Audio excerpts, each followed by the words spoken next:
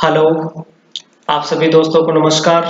मैं जगदीश देवासी शक्ति कंप्यूटर सांचौर फिर आपके बीच में हाजिर हूँ। आज एक नया वीडियो लेके आपके बीच में आया हूँ।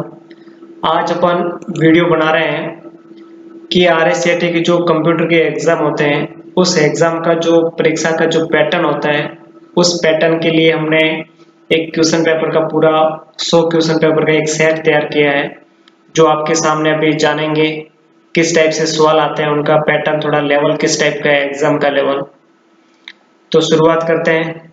आपने यदि अभी तक हमारे चैनल को सब्सक्राइब नहीं किया है तो सब्सक्राइब करना ना भूले, बेल आइकन पर क्लिक कर दें और इस चैनल को शेयर कर दें ताकि आने वाला हर वीडियो आप सभी तक, बच्चों तक पहुंच सके।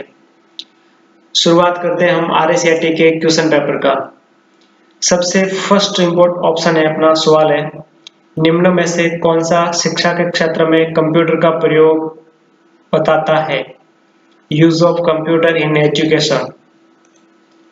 तो इसके अंदर आपके पास चार ऑप्शन है, ऑनलाइन शिक्षा, smart class, digital library and उपरोक्त सभी। तो इसके अंदर देखना है कि ऑनलाइन शिक्षा और स्मार्ट क्लास और डिजिटल लाइब्रेरी, ये तीनों ऑप्शन कंप्यूटर की शिक्षा को बताते हैं। इसका मतलब उपरोक्त सभी चारों ऑप्शन वो कंप्यूटर की एजुकेशन के रिगार्डिंग है। अगला ऑप्शन है, निम्न में से कौन सी कंप्यूटर सिस्टम की विशेषता नहीं है? ये जो चार ऑप्शन दिया है, फर्स्ट ऑप्शन विविधता, सततता, स्पीड और सोचने की क्षमता। तो स्पीड, विविधता, सततता ये सब कंप्यूटर के ऑप्शन है, बट सोचने की जो क्षमता है ये कंप्यूटर का पार्ट नहीं है। तीसरा सवाल, इनमें से कौन सा सुपर कंप्यूटर के रूप में नहीं जाना जाता है? तो ये कंप्यूटर के चार प्रकार हैं। इसके अंदर ये जो डेल लैटिट्यूड है, ये डेल के कंप्यूटर का ही एक भाग है जो सुपर कंप्यूटर के रूप में नहीं जाना जाता। अगला सवाल अपने बीच में, पहली जनरेशन पीढ़ी के कंप्यूटर का मुख्य कंपोनेंट था। कंप्यूटर की फर्स्ट जनरेशन का मुख्य प्रोसेसर का नाम पूछ रहा है। पहला ऑप्शन है इंटीग्रेटेड सर्किट, ये कंप्यूटर की तीसरी पीढ़ी का मुख्य उपकरण है। ट्रांजिस्टर, ये कंप्यूटर की सेकंड पीढ़ी का मुख्य उपकरण है। और जो लास्ट ऑप्शन है वैक्यूम ट्यूब और वॉल्वस, ये कंप्यूटर की प्रथम पीढ़ी का मुख्य उपकरण है। चित्र में से किस प्रकार के कंप्यूटर को दर्शाया गया है? आपके आरएससीआईटी में इसी टाइप के सवाल आएंगे। इस टाइप का आपको इमेज दिया जाता है। इस इमेज के अंदर देखना है कि ये जो लड़का कंप्यूटर यूज कर रहा है ये कौन सा कंप्यूटर है, कंप्यूटर का प्रकार बताना है। तो इसके अंदर mainframe computer, laptop computer, palmtop computer और डेस्कटॉप। तो इसके अंदर अपना मेन फ्रेम कंप्यूटर होगा। दर्शाए गए चित्र के क्रम में खाली स्थान को भरना है। ये साइड में डिजिटल कंप्यूटर लिखा हुआ है और इसके सामने ऑप्शन लिखा है micro computer, mini computer, super computer. तो पीछे ऑप्शन जो रहा है वो रहा है मेन फ्रेम कंप्यूटर। तो इसका उत्तर हो गया मेन फ्रेम कंप्यूटर। अगला सवाल है, निम्न में से कौन सा सॉफ्टवेयर के दो प्रमुख प्रकार हैं? एक हार्डवेयर, एक सॉफ्टवेयर होता है। तो इसके अंदर माइक्रोसॉफ्ट वर्ड और माइक्रोसॉफ्ट एक्सेल, ये एक प्रोग्राम है। दूसरा ऑप्शन है ऑरेकल और जावा, ये भी प्रोग्राम है। तो इसमें जो सॉफ्टवेयर है, सिस्टम सॉफ्टवेयर और एप्लीकेशन सॉफ्टवेयर, ये सॉफ्टवेयर के दो प्रमुख प्रकार हैं। कंप्यूटर घर में निम्न में से किन प्रयोजनों पर्पज के लिए उपयोग में लाया जाता है? जैसे मनोरंजन के लिए, सामाजिक मीडिया के लिए, स्कूली बच्चों के लिए होमवर्क, या उपरोक्त सभी। तो आप देखेंगे कि सभी ऑप्शनों के लिए कंप्यूटर को उपयोग में लिया जाता है। अगला ऑप्शन है प्रिंटर, इनमें से किसका उदाहरण है? तो प्रिंटर एक आउटपुट का उदाहरण है, क्योंकि प्रोसेसिंग का उदाहरण सीपीयू है। इनपुट का उदाहरण कीबोर्ड और माउस है। स्टोरेज हार्ड डिस्क है। इनमें से कौन सा कंप्यूटर डेटा के भंडारण क्षमता, स्टोरेज, परफॉर्मेंस और डेटा प्रोसेसिंग के मामले में सबसे ताकतफुल है? तो वो है सुपर कंप्यूटर, जो सबसे मजबूत है और ताकत वाला है। दर्शाए गए चित्र के क्रम में खाली स्थान को भरना है। ये ऊपर कंप्यूटर है। कंप्यूटर की दो ऑप्शन है, एनालॉग कंप्यूटर और हाइब्रिड कंप्यूटर। तो तीसरा ऑप्शन आ जाएगा डिजिटल कंप्यूटर। निम्न में से कौन सा एक एप्लीकेशन सॉफ्टवेयर नहीं है? ये विंडोज 7 है।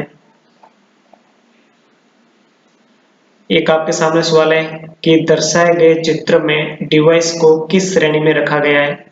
तो ये आपके सामने एक चित्र दे रखा है और अपने को देखना है कि ये चित्र किस चीज का है।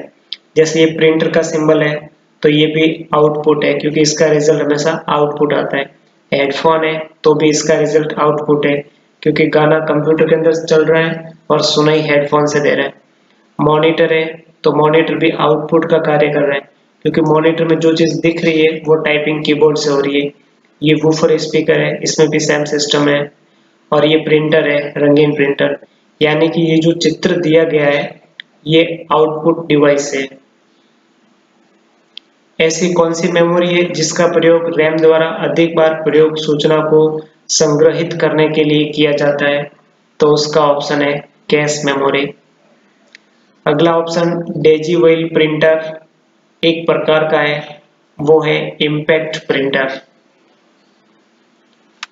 निम्न में से कौन सी मेमोरी अस्थिर प्रकृति की है। तो वो रैम है। चित्र में दर्शाए गए कंपोनेंट का नाम बताएं। ये जो ऑप्शन आपके सामने चित्र दर्शाया गया है ये किस चीज का है। तो ये एक रॉम है, रीड ओनली मेमोरी। एक ऑप्टिकल इनपुट डिवाइस जो पेपर मीडिया पर बने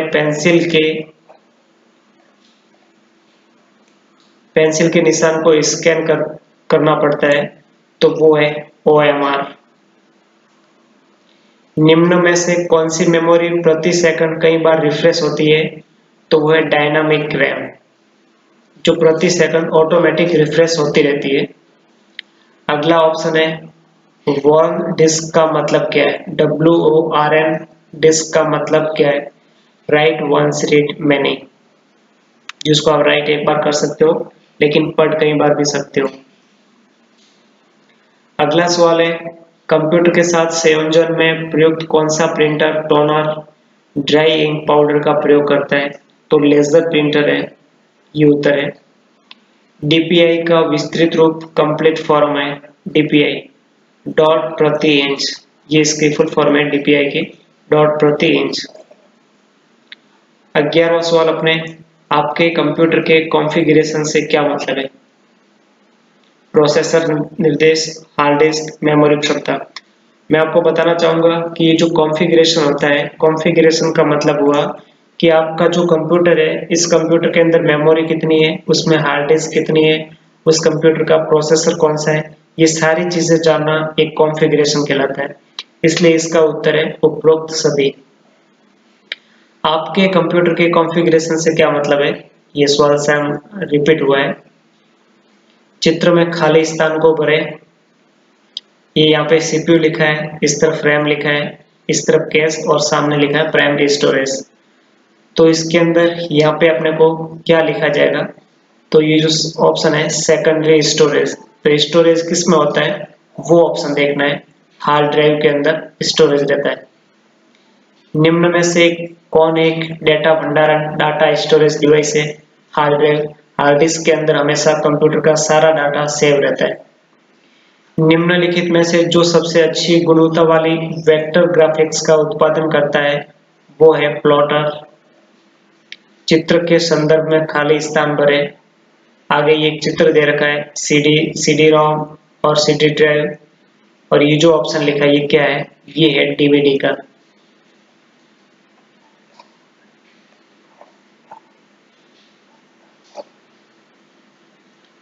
अगला ऑप्शन है निम्न में दर्शाया गया चित्र किसका उदाहरण है।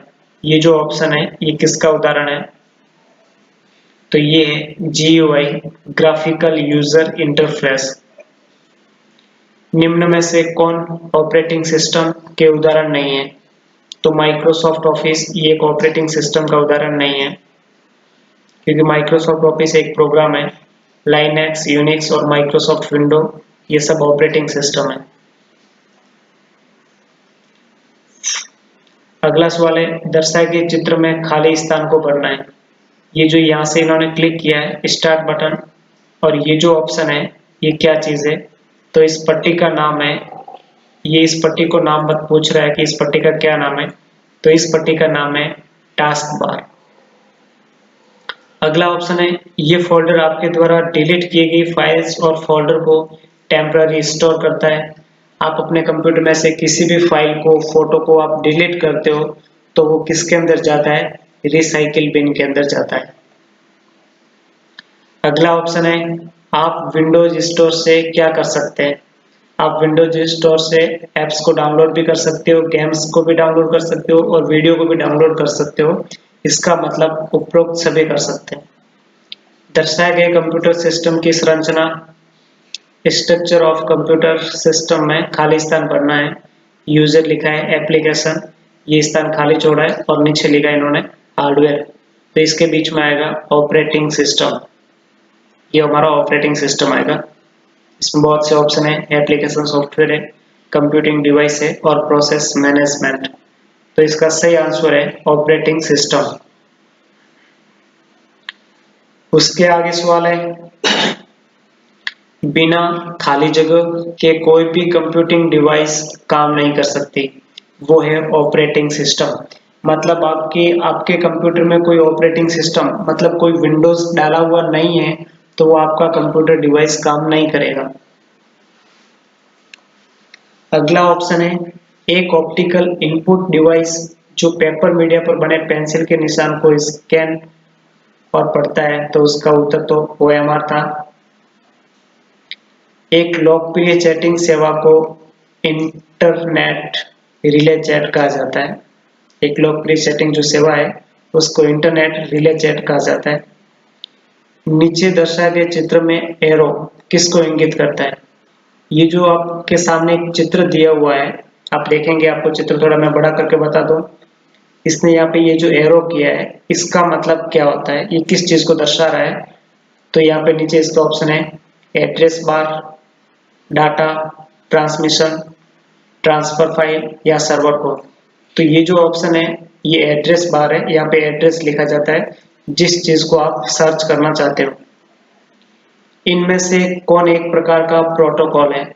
तो प्रोटोकॉल में ये है TCP/IP, ये एक प्रोटोकॉल है। किसी विषय पर सर्च करते समय खाली जगह का उपयोग करते समय जो सूचना प्राप्त होती है वो डेटाबेस जिस संरचना में व्यवस्थित होता है तो उसको बोलते हैं सर्च इंजन। किसी को ईमेल भेजने के लिए आपको उसका खाली जगह ही जानना जरूरी है। मतलब ईमेल एड्रेस, आप किसी को ईमेल एड्रेस भेजना चाहते हो तो उनका ईमेल एड्रेस आपके पास होना जरूरी है, सीधे सा हिसाब है। अगला ऑप्शन है इंटरनेट खाली जगह के नाम से भी प्रसिद्ध है, तो इंटरनेट को सूचना का सुपर हाईवे भी बोला जाता है। एक पूर्ण ईमेल संदेश के 3 बुनियादी अंश है, खाली जगह, उपयोगकर्ता नाम, डोमेन नाम और डोमेन कोड, या शीर्षक, संदेश और हस्ताक्षर, शीर्ष पद, लेख और संदेश, खाते, पते और डोमेन। तो इसका उत्तर है शीर्षक, संदेश और हस्ताक्षर। वर्तमान वेब को अपनी फेवरेट की सूची में डालने के लिए क्या ऑप्शन है? Click favourites, add to favourite, ये इसका आंसर है। चित्र में किसका आइकन दर्शाया गया है?